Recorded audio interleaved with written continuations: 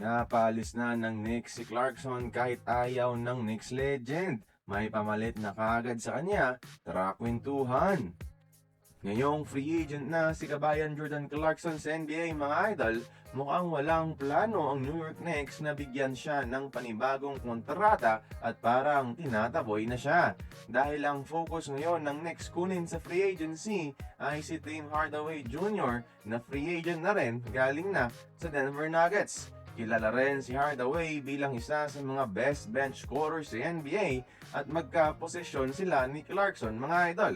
Ito na yung magiging target pamalit ng New York Knicks kay kabayan JC at di hamak na mas mataas ang average ni Hardaway last season kay Clarkson dahil nga mas mahaba ang playing time niya sa Denver Nuggets. Ito na ngayon ang priority nila sa free agency at hindi yung tumulong sa kanilang mag-champion na si Jordan Clarkson. Samantala sa gitna ng pagpapaalis ng Knicks management kay Clarkson, may isang Knicks legend naman na grabe ang hanga kay JC at ayaw siyang umalis ng New York. Ito ay ang legend na si John Starks mga idol, isa sa mga best defensive guards sa NBA noong 90s era. Pagkatapos ng NBA Finals kasi ay personal mismo na tinawag ni Stark si JC para yakapin at i-congratulate. Yung simpleng gesture na ito nagpapahiwatig na bumilib ang Knicks legend sa kanya kung paano niya ginampanan ang role niya kahit sa maliit na playing time.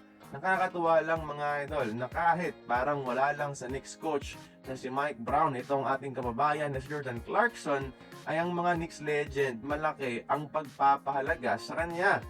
Aalis man siya ng New York pero di may tatanggi na legends na mismo ng prangkisa ng New York ang nagsasabi at patunay na malaki ang naging impact ni JC sa City of New York. Kaya kayo mga idol, masaya ba kayo na aalis na ng Knicks si Clarkson?